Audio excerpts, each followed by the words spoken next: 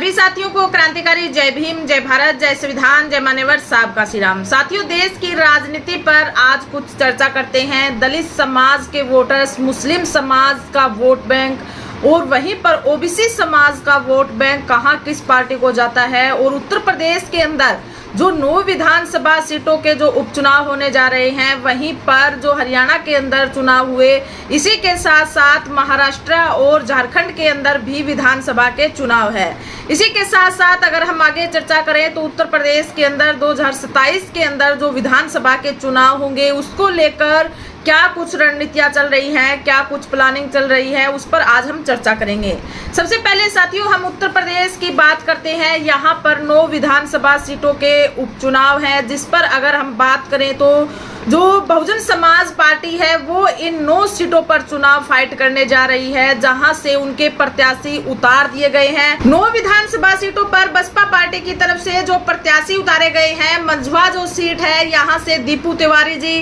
कुंदरकी विधानसभा seat से रफत उल्ला जी को मैदान के अंदर उतारा गया है। वहीं पर फूलपुर की जो सीट है यहाँ से जितेंद्र ठाकुर जी, शीशा महू से वीरेंद्र शुक्ला जी, कटहरी विधानसभा सीट से अमित जी को, मीरापुर विधानसभा सीट से शाहनजर को, गाजियाबाद सदर से पीएन गर्ग को और करहल विधानसभा सीट से अवनीश कुमार साके को प्रत्याशी बनाया गया है। साथियों, बसपा पार्टी अकेले चुनाव लड़ रही है अपने पार्टी के सिंबल पर। यहाँ पर बसपा पार्टी किसी के साथ गठबंधन ना कर अकेले चुनाव लड़ रही है। जो पहले बहन कुमारी मायावती जी द्वारा जो स्टेटमेंट दी हरियाणा के अंदर, अगर हम बात करें तो यहाँ पर इनेलो पार्टी के साथ जो क्षेत्रीय दल है हरियाणा के अंदर, राजनीतिक दल, उनके साथ बहुजन समाज पार्टी ने गठबंधन में चुनाव लड़ा। वहीं पर गठबंधन में चुनाव पंजाब के अंदर भी बसपा पार्टी की तरफ से फाइट किया गया और इन दोनों राज्यों के आधार बनाते हुए बसपा पार्टी की तरफ से बहन जी ने ये स्टेटमेंट दी कि भविष्य के अंदर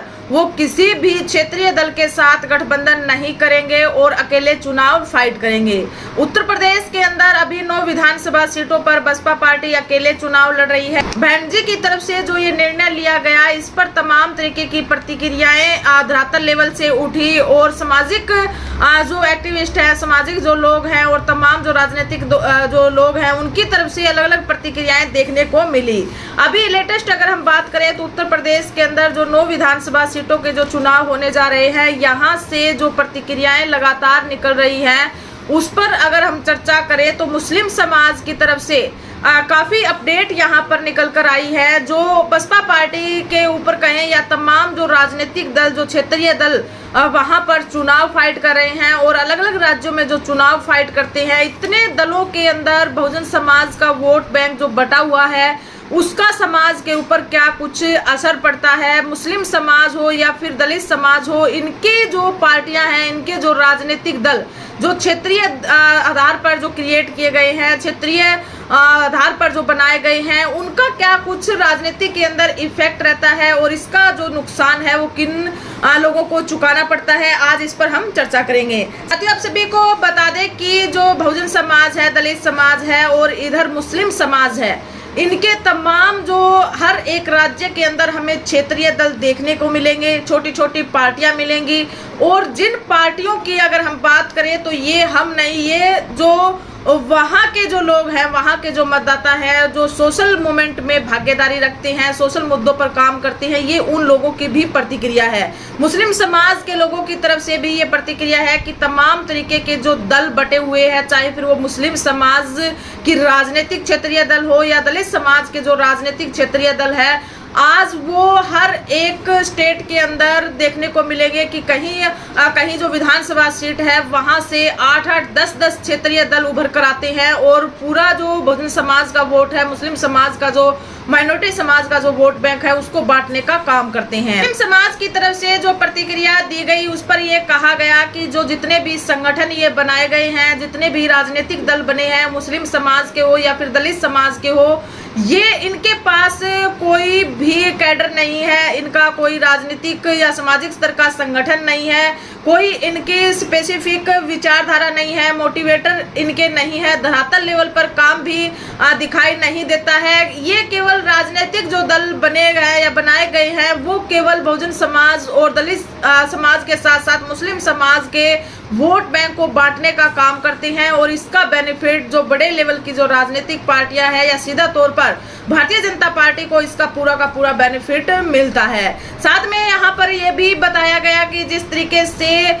जो ये अहम में अपना एक चुनाव लड़ते हैं बहुजन समाज पार्टी है या फिर चंद्रशेखर आजाद जी की तरफ से जो अभी हाल ही के अंदर पार्टी बनी आजाद समाज पार्टी, जो नगीना से सांसद बनने के बाद जिस तरीके से इस पार्टी का विस्तार हुआ और हरियाणा के अंदर उन्होंने चुनाव फाइट किया, जम्मू कश्मीर के अंदर और तमाम हर जगह वो प्रयास कर रहे हैं कि वो चुनाव लड़े और उनके प्रत्याशी उतारे जाएं। इधर उत्तर प्रदेश के अंदर भी वो चुनाव फाइट कर रहे हैं। लेकिन इन सभी के बीच अगर हम देखें तो कहीं ना कहीं समाज के जो वोट बैंक है, जो दलित समाज का वोट बैंक है, मुस्लिम समाज का जो वोट बैंक है, वो आपस में बंटकर रह गया है, क्षेत्रीय दलों के अंदर बंटकर रह गया है, वहीं पर बड़े लेवल की जो पार्टियां हैं उनके अंदर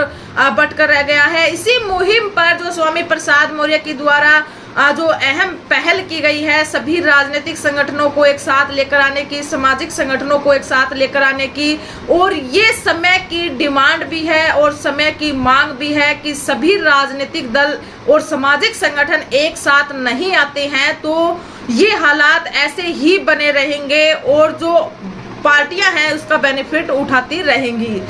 साथियों, उत्तर प्रदेश के अंदर 9 विधानसभा सीटों के चुनाव है और यहाँ के जो प्रतिक्रियाएं वहां पर मुस्लिम समाज और दलित समाज की निकल कर आ रही है, उनका साफ तरीके से और निडर तरीके से ये कहना है कि अगर हालात यही रहे और इसी तरीके से दलित समाज की जो क्षेत्रीय पार्टियां हैं, नेशनल पार्टियां हैं या मुस्लिम समाज की जो पार्टियां हैं, इसी तरीके से जो चुनाव लड़ती रही तो ये सत्ता पाने का जो सपना है, सत्ता पाने की जो सोच है, उसको ये छोड़ दें, ये कभी भी कामयाब नहीं होने वाले हैं। उन्होंने बात की कि भाजपा पार्टी की जो 33% वोट बैंक है वो भाजपा पार्टी को सीधे तौर पे जाता है और वो उनका कट्टर वोट बैंक है, वो उनका पर्सनल वोट बैंक है। तो 33% है वो सीधे तौर से भाजपा पार्टी को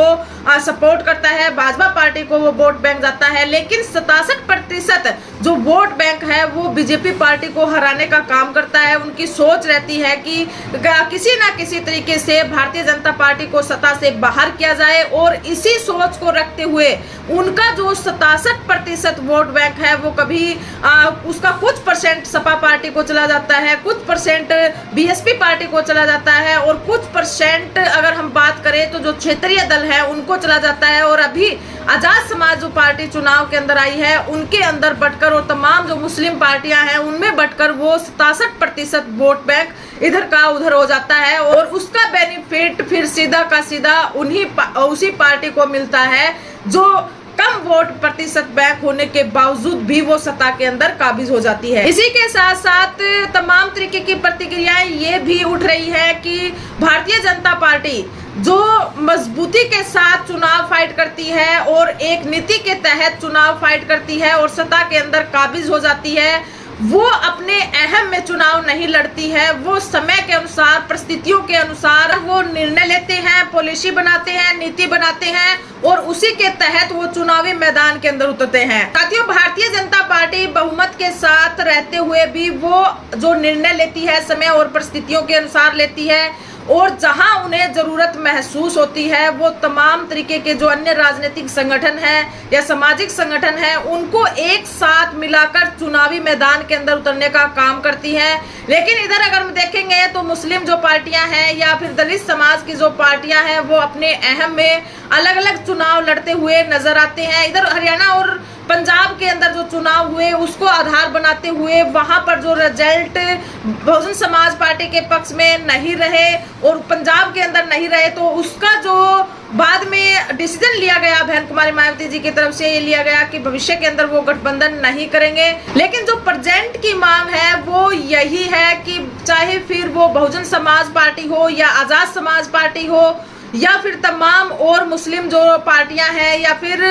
जो दलित समाज की जो क्षेत्रीय पार्टियां हैं, अगर एक साथ एक मंच पर आकर चुनाव फाइट नहीं करती है तो उनका जो वोट बैंक है वो ऐसे ही बढ़ता रहेगा और सत्ता पाने का जो सपना है उनका वो सपना ही रह जाएगा। जब भारतीय जनता पार्टी इतनी मजबूती के साथ होते हुए भी वो सबकी ताकत में विश्वास करती है, तमाम छोटे संगठन हो या बड़े संगठन हो उनको साथ लेकर आने का काम करती है और उनको नेतृत्व भी प्रदान करती है, लेकिन दलित समाज की जो पार्टियां हैं या फिर मुस्लिम समाज की जो पार्टियां हैं वो किसी और का नेतृत्व स्वीकार नहीं करते हैं। अपने अहम में वो चुनाव फाइट करते हैं और एक दूसरे को नीचा दिखाने के लिए, एक दूसरे को गिराने के लिए, एक दूसरे पर कटाक्ष करने के लिए वो तैयार रहते हैं, जबकि उनकी लड़ाई एक है, उनका लक्ष्य एक है, उनकी विचारधारा एक है, लेकिन वो उस विचारधारा को समझने का काम नहीं करते हैं। अलग अलग क्षेत्रीय दल में, संगठनों में वो बटे रहते हैं। अभी जो बहुजन समाज के जो बुद्धिजीवी लोग हैं उनकी तरफ से जो पहल की जा रही है वो बहुत अच्छी पहल है। अगर भविष्य के अंदर दलित समाज और मुस्लिम समाज को सत्ता के अंदर आना है तो सबसे पहले इन दोनों समाज के लोगों को इकट्ठा होना पड़ेगा। इनके जो सामाजिक और राजनीतिक संगठन है उनको एक साथ आना होगा, क्योंकि कहीं ना कहीं इन दोनों की लड़ाई एक ही है। और आप देखेंगे कि समय और परिस्थितियों के अनुसार कांग्रेस पार्टी के जो कद्दावर नेता रहे वो समय के अनुसार परिवर्तित होकर भाजपा पार्टी में शामिल हुए। इधर बीजेपी पार्टी जब सत्ता के अंदर नहीं रहती है तो उनके जो नेता है, उनके जो कार्यकर्ता है, उनके जो मंत्री हैं वो कांग्रेस पार्टी में शामिल हो जाते हैं। समय और परिस्थितियों के अनुसार इन पार्टी के कार्यकर्ता नेता अपना डिसीजन लेते हैं, निर्णय लेते हैं। लेकिन आप देखेंगे बहुजन समाज और दलित समाज के साथ साथ मुस्लिम समाज के जो तमाम नेता हैं, मंत्री हैं, पदाधिकारी हैं, वो टस से मस होने का नाम नहीं लेते हैं, अपने अहम को नहीं छोड़ते हैं। आप अपने अहम के अंदर अगर ऐसे ही जीते रहेंगे, अलग अलग दलों के अंदर बटे रहेंगे, संगठनों में बटे रहेंगे, तो आप सत्ता का सपना छोड़ दीजिए। सत्ता के अंदर आप कभी काबिज नहीं हो सकते हैं। भविष्य के अंदर भी अगर ये दल एक साथ नहीं आते हैं तो आप फिर राजनीति के जो ख्वाब है उनको छोड़ दीजिए, क्योंकि समय की यही मांग है और वर्तमान की परिस्थितियां भी यही है और भविष्य के अंदर भी यही रहने वाली है। क्योंकि जितने भी जो दल बटे हुए हैं, जितने भी राजनीतिक दल है या संगठन है, वो कहीं ना कहीं दलित समाज और मुस्लिम समाज के वोट बैंक को बांटने का ही काम करते हैं। आपको राजनीति के अंदर अगर वर्चस्व लेकर आना है और राजनीति के अंदर सत्ता स्थापित करनी है तो आप सभी को एक साथ एक मंच पर आकर लड़ाई लड़नी होगी, तभी ये लड़ाई संभव हो सकती है। अदरवाइज आप बढ़ते रहेंगे और ऐसे ही अदर लोग आपका शोषण करते रहेंगे। इसी के साथ बहुजन समाज से जुड़ी हुई तमाम खबरें देखने के लिए आप हमसे जुड़े रहें। वीडियो को ज्यादा से ज्यादा शेयर कीजिए और चैनल को सब्सक्राइब कीजिए। धन्यवाद।